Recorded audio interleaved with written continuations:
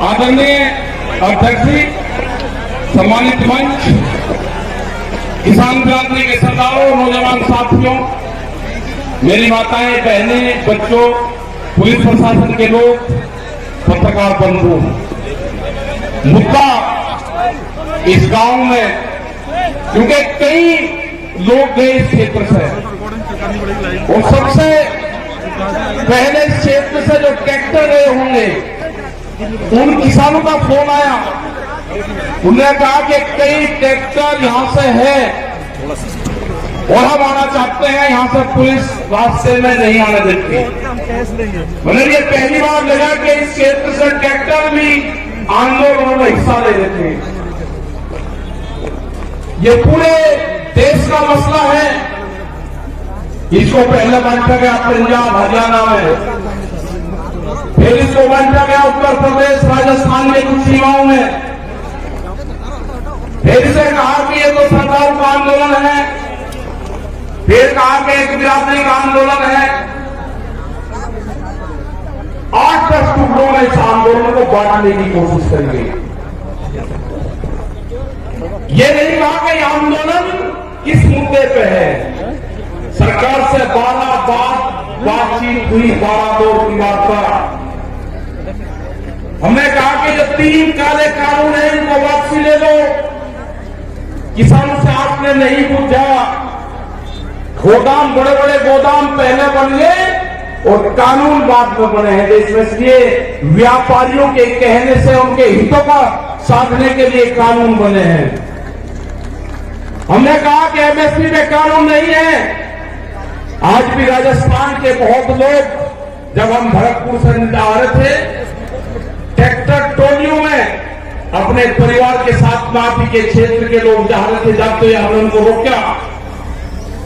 उन्होंने कहा कि बाजरा है हमारे पास में, गेहूं है, हम इसको मंडी में बेचने जा रहे हैं। उनसे पूछा कि बाजरे का एमएसपी का रेट क्या है जो भारत सरकार ने तय करा।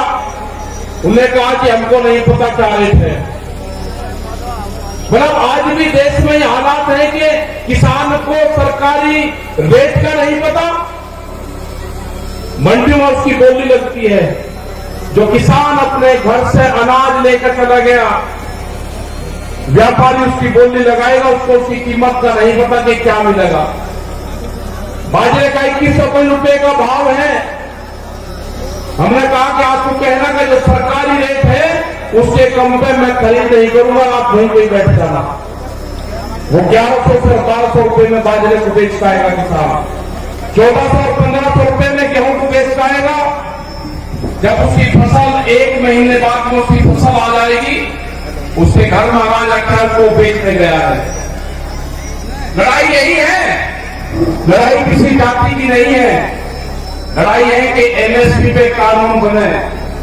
मिनिमम सपोर्ट प्राइस जो है 1975 रुपए से कम पे गेहूं का भाव नामित हो। वो चाहे सरकार खरीदे या कोई व्यापारी खरीदे, उसके कम पे खरीदना हो। 2100 रुपए के आसपास का बाजरे का रेट है, बाजरा उसके कम पे खरीदना हो। मक्का 1700-1800 रुपए का रेट है, उससे कम पे खरीदना हो। धान 1800 रुपए से कम पे खरीदना हो।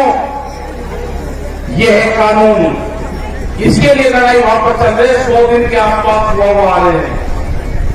सरकार तैयार नहीं है। सरकार ने कहा कि किसान की जब फसल की कटाई होगी, किसान अपने खेत में आ जाएगा, आंदोलन अपने आप खत्म हो जाएगा। उसके एक ही जबान से किसान ने अपनी फसल उड़ानी शुरू कर दी। उसने कहा कि आंदोलन करेंगे हम, अगर फसल हमारे बीच में आएगी उस फसल को उजाड़ देंगे। आपने हरियाणा, पंजाब, उत्तर प्रदेश, राजस्थान की जगह में बहुत किसान ने उजाड़ी फसल। हमने कहा कि फसल को बर्बाद न करो, ये आंदोलन भी चलेगा, ये फसल भी किसान काटेगा।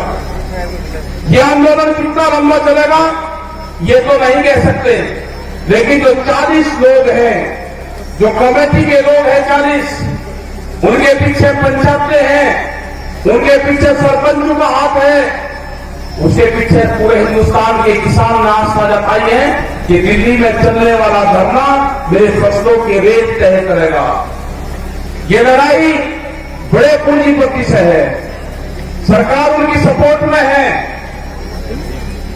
ये लड़ाई वही है जो जमींदारों के खिलाफ होती थी, ये लड़ाई वही है जो राजाओं के खिलाफ होती थी। वो लड़ाई भी अनाज की लड़ाई थी, ये लड़ाई भी अनाज के रेट की लड़ाई है। मैं नौजवान साथियों को अपने, जिसने इस पूरे देश के आंदोलन की कमान नौजवानों ने संभाली है, अब की बात ये बहुत कम देखने को मिलता है कि नौजवान किसी के क्षेत्र में आंदोलन की कमान अपने हाथ में संभाली हो तो वो आंदोलन कभी फेल नहीं हो सकता। वो आंदोलन फेल नहीं होगा कभी भी, क्योंकि जिस तरह से शाहजहांपुर और पूरे दिल्ली के क्षेत्र में यहां का नौजवान निकला है, उसने जाति धर्म सब चीज को भुला के, वोट को भुला के, कि कौन किस क्षेत्र का है, मेरी वहां पर आपस में क्या लड़ाई क्या टकरार हो, सब कुछ चीज को भुला के उसने दिल्ली के आंदोलन में शरीक हुआ। जिस तरह से यहां पर लोग इकट्ठा कर रहे हैं पैसा, सरकार कहती है कि धन कहां से आ रहा। इस आंदोलन को गांव का किसान चलाता है, इस आंदोलन को हल चलाने वाला किसान चलाएगा, इस आंदोलन को क्रांति से काम करने वाली हमारी महिलाएं चलाएगी, इस आंदोलन को हाजी और पाजी चलाएगा। ये आंदोलन क्रांति का आंदोलन है, ये आंदोलन फेल नहीं होगा। एग्रीकल्चर जो कृषि में काम आने औजार वाले जो है, इस आंदोलन को वही लोग चलाएंगे जो अपने खेतों में हाथ से काम करते हैं। कोई नहीं गया घर वहां से, यहां पर बच्चे राजाराम जी मेल जी है, यहाँ पे युद्धवीर सिंह, जोगिंदर जी, अमनाराम जी, जो आपके शाहजहांपुर बॉर्डर को तुम मुख से देखते हैं। आप 200-200 किलोमीटर से यहां से जाते हो आप, और दिल्ली को होश नहीं अभी। कई लाख आदमी दिल्ली के चारों तरफ को है, और दिल्ली फिर कान खोल कर सुन ले, ये ट्रैक्टर भी वही है, ये किसान भी वही है। आप ज्यादा तानाशाही दिखाओगे, ये किसान अब की बार में ज्यादा तादाद में दिल्ली में जाएगा, ज्यादा तादाद में किसान जाएगा। यहाँ की फसल कट जाएगी हमारी 1 महीने में।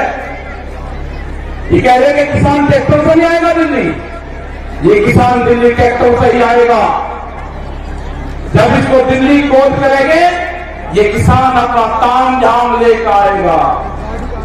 हर क्रांति होगी देश में, खेत में चलने वाला हर औजार वो साथ लेकर आएगा। जब जब भी बड़ी बड़ी लड़ाइयां हुई, उसमें साथ लेकर चला है। वो जानते हैं कौन सा क्षेत्र है,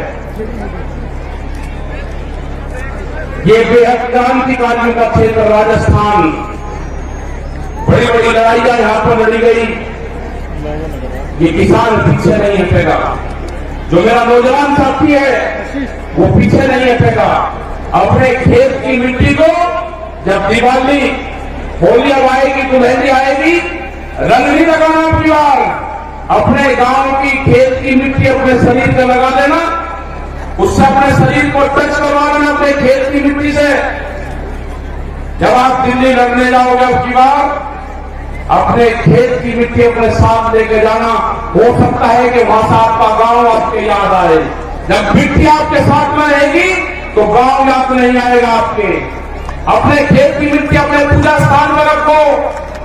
अगर ये आंदोलन में किसान फेल हुआ तो 20 साल में आपकी जमीनें नहीं बचेगी, इतना कर्जा किसानों को आ जाएगा। सब लुटेरे आगे हैं, इन लुटेरों का मुकाबला होगा जेरी और सांगों से, जो खेत में भूख हटाने के काम आते हैं। ये लुटेरे हैं, देश को लूटने आए हैं, इनका मुकाबला होगा, इनसे लड़ना पड़ेगा। पूरा दिल्ली को चारों तरफ से किसानों ने घेर रखा है। लड़ाई कितनी लंबी चलेगी ये तो नहीं कह सकते, लेकिन लड़ाई चलेगी, किसान जीतेगा। किसान हार कर दिल्ली से नहीं आएगा वापसी। सरकार कान खोल कर सुनना, दिल्ली की सरकार न किसान कायम आएगा न किसान वापसी आएगा।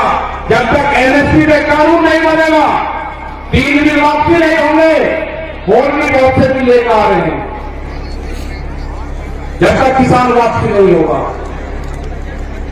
जो मेरे बुजुर्ग है उनका जिस तरह से साथ मिल रहा है आंदोलन में, उन्हें जिस तरह से नौजवान साथियों कहा कि आप चलो आंदोलन में, हमारे अध्यक्ष यहां पर बैठते हैं 90 साल से ज्यादा उम्र इनकी है, कह रहे कि आंदोलन लड़ाई करो, आंदोलन करो, दिल्ली चलो।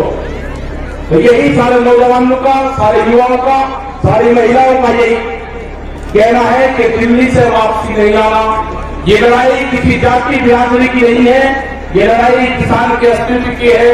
इस लड़ाई को हमको लड़ना पड़ेगा, बहुत मजबूती के साथ लड़ना पड़ेगा। जाति, धर्म, गो, खाद ये सब छोड़कर ये लड़ाई किसान और मजदूर की लड़ाई है। गरीब का अनाज तिजोरी में बंद ना हो, देश में भूख पे व्यापार ना हो, बड़े बड़े गोदाम बन गए, बड़े बड़े ताले लगेंगे, गरीब आदमी को रोटी नसीब नहीं होगी, कीमतें अनाज की उतनी बढ़ेगी। ये लड़ाई है रोटी तिजोरी में बंद ना हो, ये लड़ाई है व्यापारी के चुंगल में अनाज न लाए, ये लड़ाई है किसान को फसलों के दाम मिले। ये लड़ाई जारी रहेगी, आंदोलन हमारे जारी रहेंगे और हम पूरे देश भर में जाएंगे। पूरे देश भर में 24 मार्च तक के प्रोग्राम हमारे लगे हुए हैं अभी। उसके बाद आगे के प्रोग्राम लगेंगे, कह रहे वेस्ट बंगाल में चैलेंजर जाएंगे, आसाम में जाएंगे, वेस्ट बंगाल में जाएंगे, कर्नाटक और तमिलनाडु और महाराष्ट्र में भी जाएंगे। पूरे देश में किसान जाएगा, 40 लोगों की जत्थेबंदी है वो जाएगी। और जब तक भारत सरकार कानूनों को वापसी नहीं लेगी, जब तक एमएसपी पे मिनिमम सपोर्ट प्राइस पे कानून नहीं बनेगा, ये किसान दिल्ली को नहीं छोड़ेंगे। आपने इतनी बड़ी संख्या में यहाँ पे आए, आपका बहुत बहुत धन्यवाद। यहाँ पे जो ये मैदान है, जो कुश्ती मैदान है, भैरव बाबा का मैदान यहाँ पे है, उनको नमन करते हैं।